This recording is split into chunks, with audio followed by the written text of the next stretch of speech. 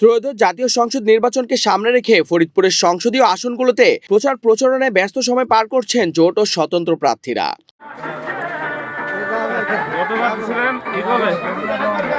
বোয়ালমারী, আলফাডাঙ্গা ও মধুখালী উপজেলা নিয়ে গঠিত ফরিদপুর ১ আসনের হাটবাজার ও পাড়া মহল্লায় ঘুরে ঘুরে ভোটারদের সঙ্গে শুভেচ্ছা বিনিময় করছেন প্রার্থীরা।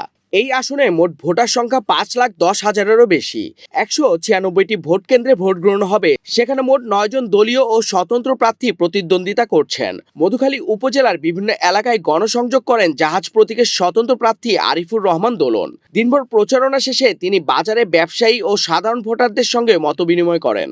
এ সময় তিনি হামলা ও মামলার রাজনীতি বন্ধের দাবি জানিয়ে প্রশাসনের প্রতি নিরপেক্ষ থাকার আহ্বান জানান। আসসালামু আলাইকুম কাকা, কেমন আছেন? জাহাজ এটা ভোট দিয়েন। গতবার এইগুলোর প্রার্থী ছিলাম। সাধারণ মানুষের দ্বারে দ্বারে পৌঁছানোর চেষ্টা করছি। আমি তাদেরকে বোঝাতে সক্ষম হচ্ছি যে আমি তাদের মতোই একজন, আমি তাদের কণ্ঠস্বর হতে চাই। এ জনপদে অনেক সমস্যা রয়েছে, সেই সমস্যার যদি যৌক্তিক সমাধান করতে হয় তাহলে সেই সমস্যা সম্পর্কে অবগত হওয়া এবং একটি নির্লোভ মানসিকতা থাকা। তো আমি বিশ্বাস করি এই অঞ্চলের মানুষ আমাকে বিশ্বাস করেন এবং আগামী 12ই ফেব্রুয়ারি জাহাজ প্রতীকের পক্ষে ফরিদপুর ১ আসনে নীরব ভোট বিপ্লব হবে, জাহাজ প্রতীক মার্কা বিজয়ী হবে, এটি আমার দৃঢ় বিশ্বাস। তো আমি বিশ্বাস করি যে প্রশাসন নিরপেক্ষ থাকবেন এবং যারা পেশিশক্তির ব্যবহার করতে চাইছেন মানুষ তাদেরকে প্রত্যাখ্যান করবে।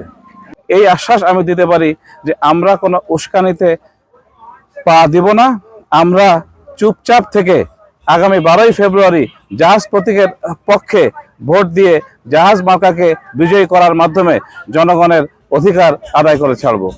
অন্যদিকে শুক্রবার বিকেল থেকে রাত পর্যন্ত বিভিন্ন এলাকায় পথসভা ও গণসংযোগ করেন জামায়াত জোটের প্রার্থী ডক্টর ইলিয়াস হোসেন।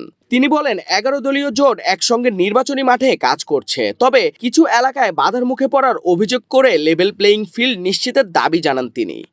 সবার সঙ্গে কথা বলে আমাদের কাছে মনে হয়েছে যে জনগণ চাচ্ছে এরকম একজন ক্যান্ডিডেটই আমাদের এমপি হওয়া উচিত। আমরা আমাদের বিজয়ের ব্যাপারে খুব আশাবাদী। আল্লাহ রাব্বুল আলামিন যদি আমাদেরকে জনগণের সহায়তা আমাদেরকে এমপি নির্বাচিত হওয়ার সুযোগ দেন তাহলে আমরা অগ্রাধিকার ভিত্তিতে 10টা কাজ করব। এটা মানুষের ঘরে ঘরে পৌঁছে দিয়েছি। আমাদের এলাকাটা খেয়াল করবেন, কৃষি প্রধান এরিয়া, বেশিরভাগ মানুষের জীবিকা নির্বাহ করে কৃষিকাজের উপরে। এই কৃষিতে বড় রকমের সিন্ডিকেট আছে, অসাধু ব্যবসায়ীরা কৃষকদেরকে মাথা উঁচু করে দাঁড়াতে দিচ্ছে না। তা আমরা প্রথম বলেছি যে আমরা কৃষি সিন্ডিকেট ভেঙে দেবো ইনশাআল্লাহ। আমি গণসংযোগের কোনো প্রতিবন্ধকতা দেখছি না, তবে আমাদেরকে যারা ভালোবাসে, যারা আমাদের জন্য মানুষের কাছে ভোট চাইতে যায়, কোথাও কোথাও তাদেরকে ভয়ভীতি দেখানো হচ্ছে। এটা আমরা মনে করি যে ভয়ভীতি দেখানো উচিত না। আমরা লেভেল প্লেইং ফিল্ড যাতে হয় তার জন্য সংশ্লিষ্ট কর্তৃপক্ষের কাছে জোর দাবি জানাই। আর যারা আমাদের ভাইদেরকে ভয়ভীতি দেখাচ্ছেন তাদেরকে আমরা বলেছি আপনারা মাঠে খেলছেন, খেলোয়াড় সুলভ মনোভাব নিয়ে খেলবেন। সুতরাং জনগণ যাকে পছন্দ করে তিনি এখানে এমপি হবেন, এটা আমাদের মেনে নেওয়া উচিত। সেইভাবে আমাদের তাদের কাছে আমরা আহ্বান জানিয়েছি।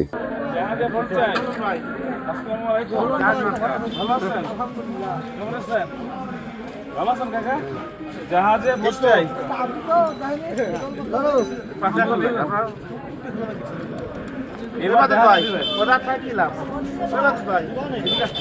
কেমন আছেন?